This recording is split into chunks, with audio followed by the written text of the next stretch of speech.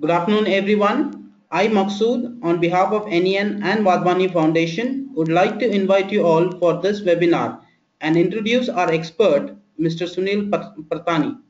Mr. Sunil heads the India Operations Manager, NCR Corporations.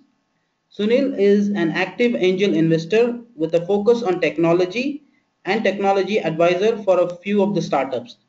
Sunil has been a global leader employed by organizations such as Oracle, NCR, and iGate, developing capabilities to develop software products and overseeing the overall software engineering divisions.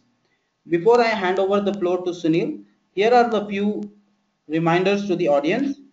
You will all be on mute. You may ask questions by typing in the panel provided. If you wish to speak to the speaker directly, please click on the raise hand button. We will provide you access towards the end of the session. Over to you, Sunil. Okay, thank you, Maqsood. Good afternoon, everyone. Maqsood already introduced myself. I've spent a lot of time in the software industry, and as well as I'm an active angel investor, working very closely with AHA Ventures and through Let's Venture platform. So today what we are going to cover is what is the definition of bootstrapping. I'll give some examples. I'll also tell you when to bootstrap, when to seek external funding, what are the pros and cons of bootstrapping, and how do we really make bootstrapping a success, or how far can we go. If you feel that something else want to be covered, please send a note to the organizers, and they will send it to me, and I'll try to fit that in our presentation. Okay, with that, see, we all are aspire to become entrepreneurs. We have lots of ideas. We want to implement them successfully. There's a big journey from the germination of idea to a successful implementation. And let me tell you very honestly that ideas are many, they are easy to come, but the implementation is the hardest part. And we know, I mean, we have the idea, we want to implement, we all want to succeed. We run through challenges that probably every entrepreneur runs through. And I'm sure you guys, some of you are already entrepreneurs, or some of you aspire to become entrepreneurs, and these things run into your minds. How do I raise funds in the initial stages when it's not a tangible product yet? I'm still thinking about it. It's an idea stage. What do I need to do? Second is, when you are going through this churn in your mind, talking to different people, bouncing off the ideas, it's very easy to get distracted that shall I do this, shall I do that, because something has not really rooted up. So we all relate ourselves to the challenges that we are that I am alluding to. So let me define what bootstrapping is. In a very simple term, bootstrapping is not using other people's money as a loan where we'll pay interest, or getting the funding in exchange of equity. I don't want to do that. So then what does bootstrapping mean? How can I stretch whatever funds I have until I start turning up the revenues and become profitable, or until I reach out to other investors for money? So bootstrapping means using your personal money or generating a cash flow that I need to implement my idea through other businesses. So I'll probably cover some of the examples that will explain what do I mean by other businesses. I worked with as an advisor Lumbini Innovations, which is a software services turned a software product company. Initially, it was started with two people putting in 5 lakhs each, and they hired people in with the idea of training the people and to develop the products. However, as soon as they started the company, within a couple of months, they got few contracts to develop the software. And luckily, they were looking for funds. Of course, it was a distraction for them, but they have generated close to 25 lakhs over 2 years through those contracts.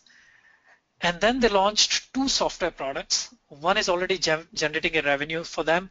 Other product is having a traction.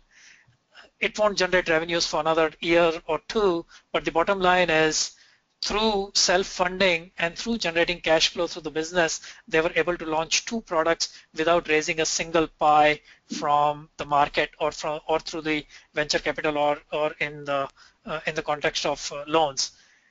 Third year, because they want to scale up, now they are seeking funds to do sales and marketing for that particular product. And the products I'm talking about from Lumbini Innovations are one is Collabril. It's a cloud-based collaboration suite which is already generating revenues. Another one is Zero Bench, collaborative tool for the startups where they can exchange the capacity to get the project done.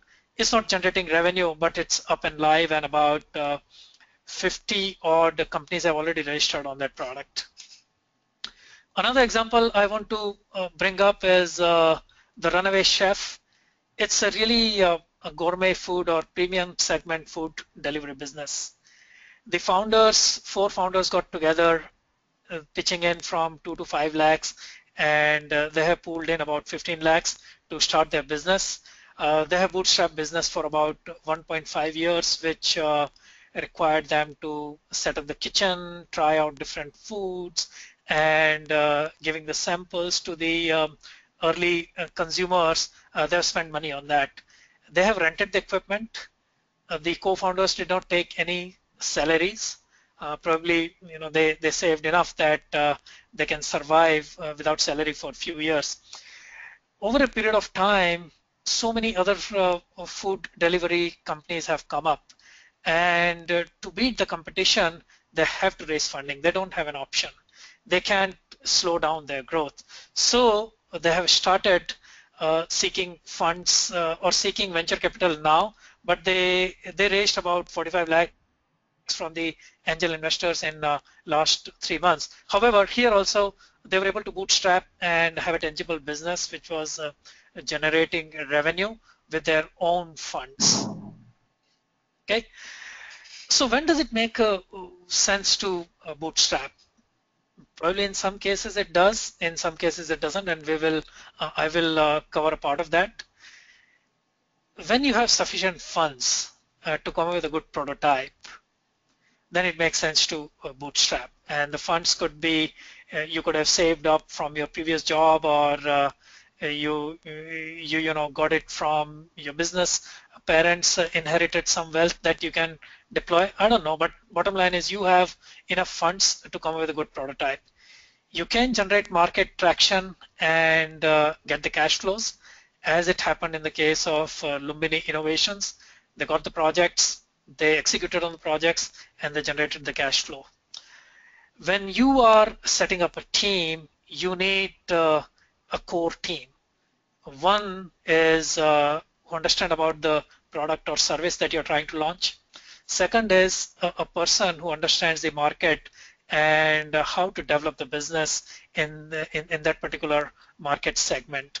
And then the third skill that you need is either a technical team or a operations team that will bring your idea to fruition. Now, if you can build a core team of co-founders with a stake in equity, then you don't really have to hire the core management people at expensive salaries. Some people are lucky that they have multiple businesses. So if you can generate revenues from one of your other operating business to fund this idea, you should look into bootstrapping. If you don't have any competition, at the same time, you think that slowly and gradually you can scale up if there is no rush, then also you can do bootstrapping with bare minimum funds before you can go out and seek funding from external vendors.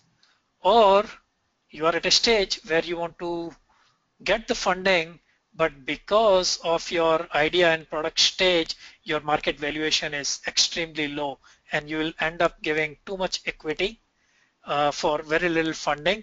At that time also, you want to defer funding as later as possible, where the product is tangible and then and your valuations are high. Now, with all this, one thing that will happen to an entrepreneur is because you have limited funds, you have to be very frugal. It will develop a very sharp business acumen in you where you will use whatever little money that you have very, very wisely, and that will turn into a very skilled entrepreneur who knows how to use money to get the value out of the business. So remember this. Don't forget that having little funds is like limiting your capabilities, but it's turning you into a very sharp and shrewd entrepreneur. There are instances where you cannot bootstrap, so you have to go for external funding. Those are if you need large upfront investment, whether it's high technology or you have to buy costly equipment. I have a friend who is building a company where they are trying to develop the machine learning algorithms on the hardware. The hardware is very expensive. It's in the range of like $500,000 for one machine. They don't have enough cash, so they have to go for external funding to take the or to jumpstart their business. If you want to capitalize on the first mover advantage, you don't have any competition, just like the runaway chef. They started the business, but competition has caught on quickly because barriers to entry in the food business are very low. In that case, you have to capitalize on your first mover advantage to scale up quickly, and for that you need external funding. Color of the money, when you go and ask for money, you will probably come across many people who are knowledgeable about your business. They have many connections, they have a good network, they have an expertise, so they may help you jumpstart your business or help you expand your business. That's where if you are unable to build that capability within in-house, then probably you seek out for money and you end up getting experts who are helping you out with the business on the side. Or let's say you're a successful serial entrepreneur, then and you have a solid track record, then you won't have any problems generating the funds. If that's the case, then actually people will be sitting with a pile of cash to give it to you because you are making good use of their money as you have a solid track record. You have turned in successful, profitable companies, and like you are going to turn it around, or you are going to launch another successful company. So you will be able to generate a lot of fund. Now, all that said, there are definitely many advantages of bootstrapping. And if I want to be an entrepreneur and if I want to implement my idea, I should first look at bootstrapping it myself rather than going out for external funding. One is I'll have complete autonomy about my business. I can take all the business decisions without influence or distraction from anybody else. Please note, when people give you money, they'll ask you many questions. They'll ask you to influence the business the way they think is profitable, not you. It might be a distraction for you. You take a risk. You have your reward is your equity will not be diluted at all. So when your idea is successful, you will end up with owning the company equity, either you and your core team of founders, without having any external investors taking a stake on the equity. And even if you give out a little equity to your employees, they are again part of your team. And the last one, which I alluded to a couple of slides back, is it will enable a razor sharp focus in you that with that little money, what is it that you need to do? You might have 10 things to do, but what is that top one or two things that you want to do that will really bring value to your business, or for which your customers, either consumers or the other businesses, are willing to pay for that product or a feature. And this sharp focus will help you develop only that one or two things that are really required you to generate cash. Okay. Now there are many challenges in bootstrapping. Since you are the whole sole owner of the business, and You are getting all the rewards. You assume the total risk as well. There's opportunity cost associated with if you are unable to scale and growth faster, as it happened in the with the runaway chef, where competition has caught on, and the only way to grow fast and scale faster is to get external funding. You don't want to lose time on that. Just because you don't have enough funding, sometimes you may get short-sighted, and it may lead to wrong decisions, which are like short-term decisions, and in the long run might not be good with your business. Color of money, we already talked about that. When the investors bring in the money, most likely you will attract the investors. They understand your business, and they will bring in the expertise. So if you don't look for external funding, you might lose out on that expertise and connections. And the last thing is, see, when you go and ask for money to the investors, they will ask you many tough questions. In a way, they are validating the viability of your product. So if you are bootstrapping yourself, then only you are endorser, you or your team is providing the endorsement for the product or your consumers, not the investors. Okay, how do you make bootstrapping a success? So trust me, bootstrapping, people have leveraged it. People have reached out to external funding as well. The guiding principle when we are bootstrapping is defer hard cash payment as later as possible, and strive for internal cash flow or revenues as early as possible.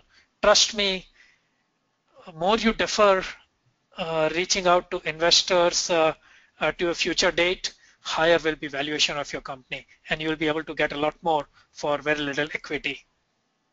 So you have to build a solid team. One is, as I alluded earlier, one of examples that founders should have enough money to sustain the families until about you do pre-series A funding, and this could be a year, 2 years, or 3 years down the road. Uh, to begin with, you cannot draw salaries, at least for the founders. You have to live on your savings, and maybe somewhere midway, maybe you take bare minimum to support the family, but you cannot draw lavish salaries. After pre-series A funding, you can probably draw salaries, which could be like 2 to 3 years away. Building expertise required through co-founders, so like building a core team, business development, knowing about the product, and then bringing in the operations and the technology expertise. If you can bring it through co-founders with very little or no salary, that would be a great way to build the team. You hire employees at less salary in exchange of little equity, and trust me, there are many people out there now in the market where they will work for bare minimum salary but for good equity, and they're not expecting hefty salary, so you should leverage that. There is no need to hire expensive talent in the initial stages. You don't even know whether your business is going to take off or not. And trust me, you might be doing everything right, but market forces, market dynamics, which are not in our control, and anything can happen. So you don't want to burn away a lot of cash on very expensive talent. Once your business is successful, once you're able to attract the investment and generate the revenues, you can get that talent to scale up your business. A laser sharp focus, we already talked about that in the initial stages. You have to build bare minimum features that you can sell, or bare minimum product that can generate the revenues for which customers are willing to pay. And to do that, you have to cut out everything else which is a distraction or which is a non-value add for your operations. So for example, the runaway chef, they are into the core business of delivering gourmet food in a shortest period of time. Yes, ideas come, people suggest, hey, why don't you set up a small kitchen in one of the corporate offices and deliver your gourmet food. Great idea, but it'll distract you from your business. So you want to keep the distraction out as much as possible and focus on what is your sharpening your core competency, for which you want to be the best player and you want the customers who are willing to pay for that. Okay, if you can rent instead of purchasing things outright, go for that. In past 4 to 5 years, software as a service has picked up big time, and your hardware, your platforms, everything is available for a monthly fee. Amazon Web Services, and there are many companies that will let you rent your servers for a very little fee, fee as little as like $20-25 per month. You should go for that. The runaway chef, they have very expensive equipment to package the food so the food remains fresh. They decided to rent those instead of outright purchase so that they can defer the hard cash payment earlier. For the office space, you don't have to go for plush office. If you are small and if you can share the office space, go for it. If you can use a room in a house or a small apartment or a garage, go for that. And any services for which you have to pay or any resources for which you have to pay, try and negotiate with the vendors to defer the payment or get a credit or a discount. The idea here is defer your cash payment to as late as possible. If you are able to work on these 5 things, I think you're on your way to a successful bootstrapped company. Okay.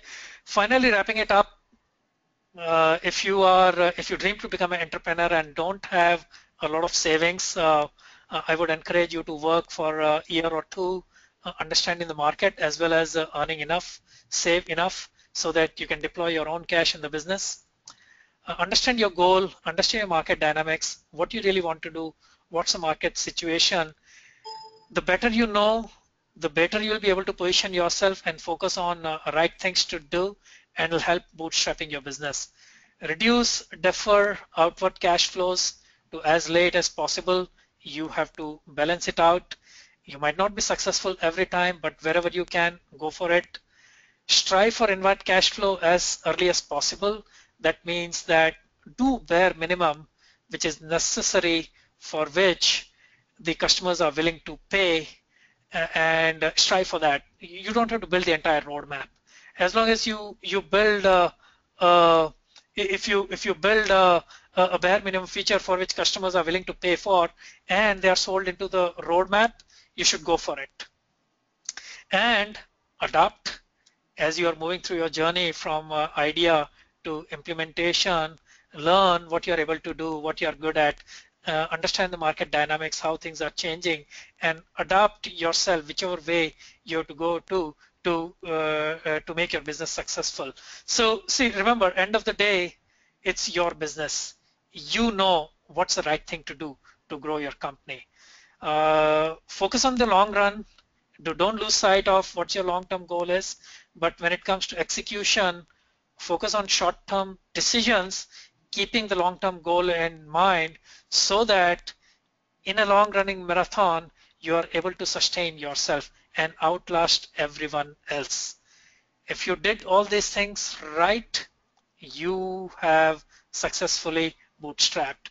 So with that, I would wrap up my conversation, and I wish you all the best, and I would be willing to take any questions we might have. Thank you all. Well, thank you very much, Sunil, for that wonderful session. So we have questions from our participants. So the first question is, we would when we go for external funding, we have to make an investor pitch. Can you tell me how to make an investor pitch? Great. So great question, and many people struggle with that. It all depends on what stage of idea you are in. The best time to make the investor pitch is you have some traction in the market where you have a working product, and then you have few customers who are using that product and paying for the product. If you are able to achieve that, then you can go to the investors and make a pitch. In that, what you have to talk about is how you are differentiating yourself from the competition, how you will keep up building up the product on the roadmap, and then what is the total market size, what could be your slice of the market, how soon you're going to achieve your targets, and what your projections are next 3 to 5 years. If you have all these things in place, you can make an investor pitch. Well, we have our next question. How to decide the team equity distribution when you are the only founder? Okay, great. So when you're only founder, then the entire equities are for you. However, please note that solo, going solo, you can do only so much better. But if you have a good team, for me, a good team is like 2 to 3 people where we energize each other, and you have to share the equity with the co-founders. So again, depending on whose idea it is, who brings in money, what stage they are joining the team, equity will be distributed uh, appropriately. So for example, if 3 people are joining at the initial stages where all 3 are expected to contribute equally on cash and equally on expertise, then I would say that the equity distribution would be equal. So what they need to do is they can set aside 90% equity for them, 30% each, and they can set aside 10% equity for the employees they're going to hire for salaries. You have to you don't have to give equity to employees right away, but you have to set aside some equity for them so that they are more inclined and inspired to join the team, and they would trust you when you tell them that I set aside some equity for you. Now, on the flip side, if somebody has built a prototype already and other people are joining to develop the business for them, then you can negotiate a equity. The original entrepreneur can keep 50% of the equity, and then the other people can get like 20-25% depending on mutually agreed expectations. Okay, we have our next question. Keeping the time frame in mind, for how long we can continue with founders capital before burning out? Should that time frame be accounted only for market validation or pilot test? Okay, so it depends the complexity of your product and there where you are able to do market validation. If I have my say in it, then I would say that wait for market validation, and which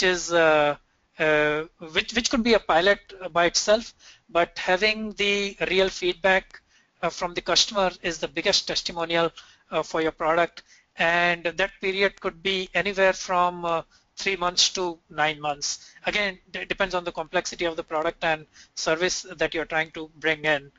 However, in some cases, like example I gave Numizo, they are even before they even can come to the market, it'll take like 3 years for them to build the product. So they won't have any testimonials. So for them, what they need to do is at every milestone, maybe build something and show it to the technical experts for the viability of their product. Does it answer the question? Okay, we have our next question. If it is not answered, we will go ahead and check again. So, if a Sure. company has various products, can the profit sharing be different from for each product, irrespective of equity shared among the funders? Okay, so if you have different products, actually, I'm not an expert in answering that question, but I would say, uh, see, equity is for an organization, and how much cash flow the products are bringing in, it depends on positioning of the product and the product potential. It really depends on whether you want to consider each product as a separate company or you want to consider all the products under one umbrella. It could be done either way. There is no hard and fast rule on that. Okay, the next question is, if the business is already in a very good running position and then we want the business expansion, what is a better option, bootstrapping or external funding? So great question. It really depends on your definition of what is a good running position and what your idea of expansion is. It depends on that. When I look at my cash flow, I have some aspirations that I want to grow my business to certain level, and it could be, for example, right now I'm operating in Bangalore. Now in my next phase, next 3 months, I want to expand in, let's say, Chennai, Calcutta, Mumbai, in New Delhi, these four cities. Okay, do I have enough cash flow to cover expansion for all the four cities in next 3 months? If the answer is yes, then you don't have to go for external funding. But if you think that no, I don't have enough cash flow, but if I can get this much funding, I can expand and the valuation of my company can go several multifolds, then I would say go for external funding. See, funding is not bad. You have to always look for what's your share in it and what's the market value of that particular share. So I'll give you an example of Flipkart. See, the Bansals, the founders, they probably hold only 8% of the equity in the company, which they launched several years ago. But if you look at the valuation of that 8%, it is in the range of 10 to 15 crores. Okay, so whether I have 100% ownership of the company with a 2 crore valuation, is that better off? Or I have 10% ownership of the company with a valuation of several hundred crores. So you have to do the math and you will get the answer. Your target is end of the day, 6 months, 1 year, 2 year, 5 year, your stake in the company, what's the value of that? Will it be higher or lower depending on whether you go for external funding or you do bootstrapping yourself? You have to compare the two. Okay, we have our next question. For starting up a business like Paytm, where to start from? I'm sorry, what is that? It is like, for starting a business like Paytm, Paytm, yeah, okay? where to start from? So I'm not clear. I'll just ask Raza once. Hello, Ali. Hello, Yes, Ali Raza, can you hear me? yes, can you hear me? Yes. Yes, yes. So you can go ahead and ask your question because it was not clear. You can ask your question. Yes, I was asking like for starting up a new business like a business like Paytm, which is it's going on for recharging of the mobiles and all that and paying up the bills. How we can start from? We have to go first for the software company and we have to look for the software, or we have to have one website, or I'm just confused about that. Okay, so see, Paytm, there are multiple things in Paytm. One is building the Paytm, the product itself, which runs Paytm services. And then the second aspect is services. So do you want to go into the services business, which uses Paytm-like product to enable the services, or you want to develop Paytm-like product which other services can use as a product? It really depends on No, no. that. So if, sorry, go ahead, Raja. Yeah, I was just wanted to use it as a service that it can serve the other people. For example, I want it for recharging of the other people mobiles and all that. Okay, so then it's easy.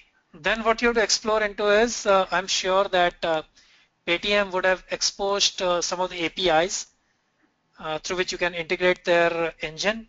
And then to start that business, you have to work with the service providers or vendors which would be willing to get the payment through your services. So as long as you are able to provide the bridge between the vendor and the Paytm, your job is done.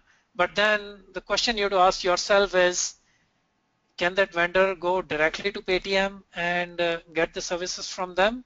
What kind of value you add in between so that vendor would go to you and not to the Paytm? And one thing could be that integrating with Paytm requires special expertise or skill that you bring to the table, and then you can customize the service as per vendor need, which Paytm does not provide. So there could be like n number of possibilities in between. Okay, okay. Thank you very much. Thank you.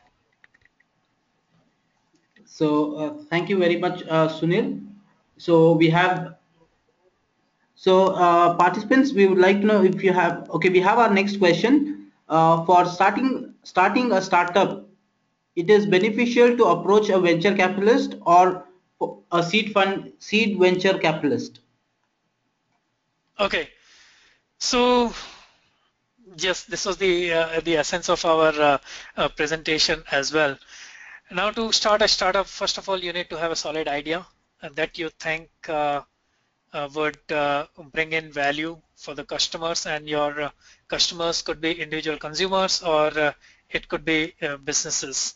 And then second is, you would have to have some idea that how are you going to execute on this idea, how you're going to implement it, a solid understanding of that. What that means is what kind of people you need to work on that idea, how much time will it take, how much will it cost. Once you have a good understanding of that, then what you have to look at into is to run your operations. Let's say you came up with a plan that will take 12 months to bring your idea to the market. Okay, for those 12 months, 1 year, what kind of team you would need, what kind of office you would need, what kind of equipments or software licenses do you need, what is your need in terms of expenses. You might come up with a number, let's say 25 lakhs. Okay, now the question for you is, do you want to put in 25 lakhs and fund it yourself, or you want to put in your 5 lakhs to get going and then seek 20 lakhs from a seed seed funding from a angel, family friend, or a angel investor. Don't have to go to venture at that stage. They will not even look at your idea. So what you have to do is figure out what your need is, how much you have, and for rest of it, depending on what stage you are in, how you're going to fund it. I hope that answers your question. Yeah.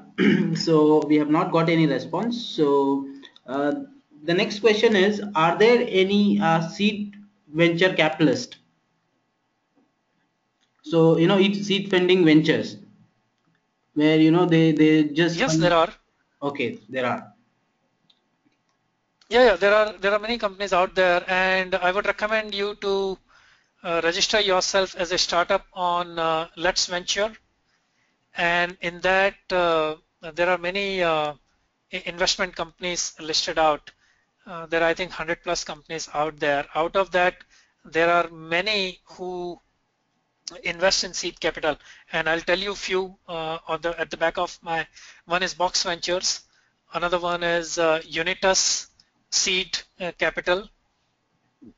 Then there are like okay, some companies are not coming on top of my head, but yes, there are plenty of companies out there which will invest in invest as a seed money in the companies. And not only companies, you don't have to look for companies. If you are in a particular state, look at the state funds which are set aside for encouraging the entrepreneurship. In Karnataka itself, there are like 4 or 5 funds focusing on different technologies and areas. One fund which I'm working right now, investing in a company, is in the IoT space, which is a Karnataka Semiconductors Venture Fund. It's known as a Car Sem Ven. So there are plenty of avenues these days, and not only that, there are plenty of incubators and accelerators which run the competitions for the startups, and startups who qualify successfully for them, they get seed funding of anywhere from 10 lakhs to 50 lakhs to 1 crore. And also they get expert advice and mentorship from the accelerators in exchange of maybe 5 to 7% of the equity. Thank you, sir. Okay. We have our next question. How can we develop a successful business model? Okay. See, this Yeah. is a very this requires a very broad answer, but I will try to simplify as much as possible. See, what is a successful business model? Successful business model is when you take your journey from idea to the implementation. I say idea which is viable. Viable in the sense that somebody is willing to pay a price for that, or willing to pay a price for whatever you are trying to implement. Okay. Now, when do you call it success? You can call success at every stage.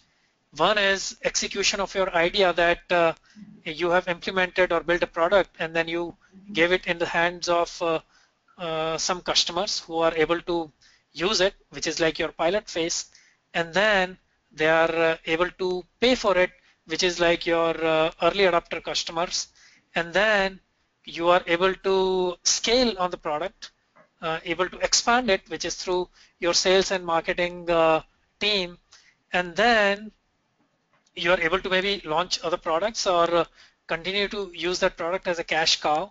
You are able to keep your competitors at a bay by having very high barriers to entry to your business. See, there are several things you can call it a success. So if you are able to implement an idea, and if you are able to get the revenues out of it on a consistent basis for several years, then I would say that's a successful business model. Does it make sense?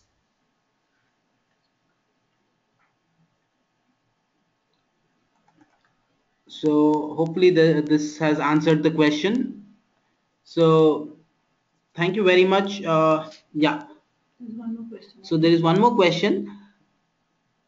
How is giving up equity better than giving out salaries for services?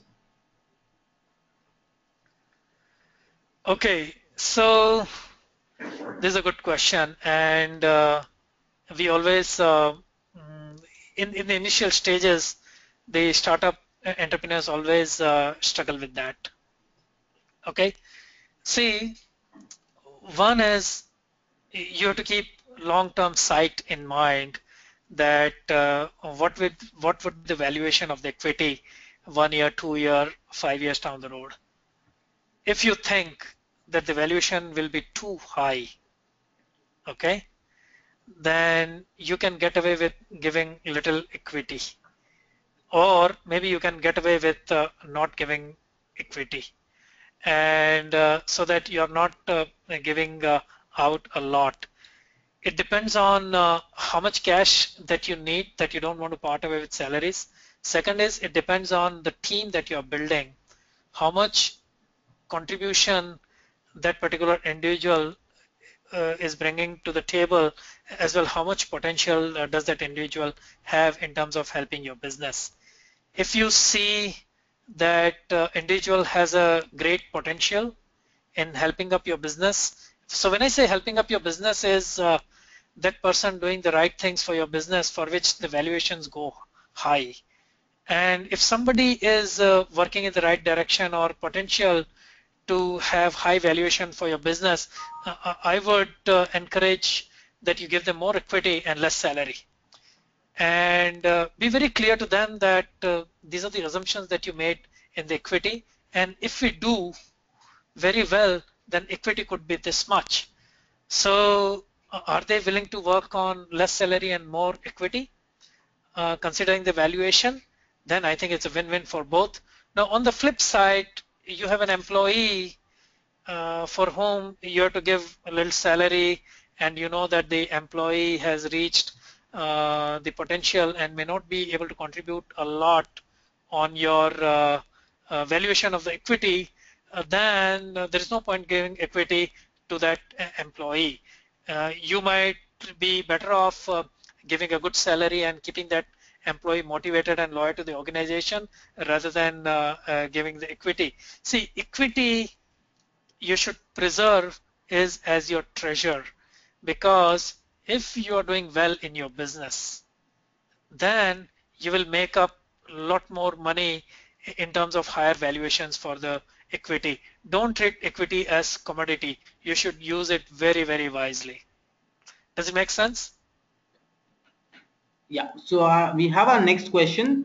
So I have an idea to implement. At present, I'm working on my business plan, but I am a student. How can I raise my capital without bootstrapping? Okay, so you are still a student. You have an idea. That's great. How much capital you need for that? I don't know how much that is, but you can certainly, when you are a student, the best place to go to is you know parents or grandparents, where they can pitch in a little bit of money, and maybe 5 lakhs, 10 lakhs, 15 lakhs, 20 lakhs, whatever. But then you have to be very prudent about the money that you are getting from them, and use the money wisely, because it's their hard-earned money. That's how you can get your capital. Now you have to also think about that your idea in your plan, how soon and how much revenue it can generate. Let's say if you can generate revenues in 3 months or 6 months or 9 months, then you have to figure out this much money you need, this much money you can get from parents, this much money you will get from revenues, and this is how you can sustain your business for that period.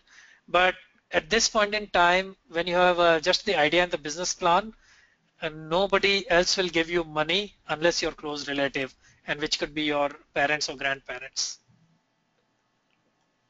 Okay, we have one of the participant who want to talk to you to ask their Sure. question.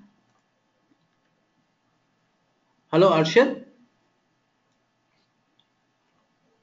Arshad, can you hear us?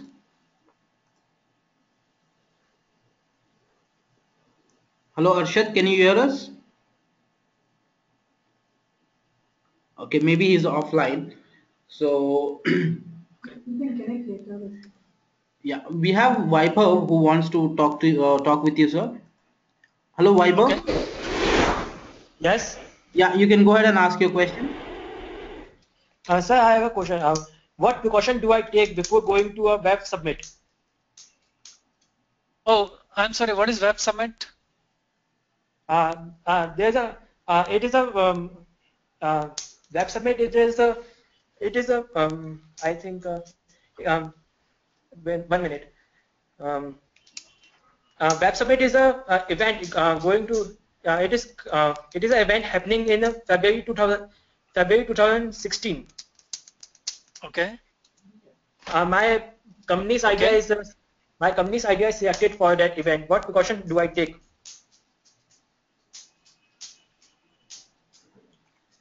Okay, Vaibhav, So you want to know go ahead. I think your question is may not be pertaining to the topic that we have today for the webinar, Weber.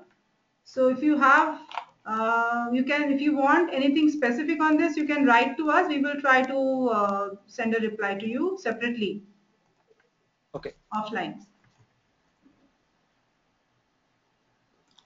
So thank you very much, sir, for the interesting session. Thank you all our attendees for participating in the webinar. We are glad that the questions kept coming in, but due to lack of time, we are unable to answer them all. You can write to us if you have any questions so that we can answer them. Please do visit our website, youtube.com/users/eclub online to watch the recorded version of the webinar. Thank you very much. You have a good evening. Thank you, sir. So Yeah. Maksud, I just want to add to sum it up. So guys, thank you so much for joining the session. And let me tell you, there is a never good time like right now to become an entrepreneur and to bring your ideas to the market. There's a lot of interest out in the market, and India is the second country after the US which is getting so much attention in the context of entrepreneurship and startups. So keep your dreams alive, keep working on that, and I want to wish you all the best, and I want to see many or maybe all of you succeed in implementing your ideas successfully. Thank you so much. Thank you very much, sir.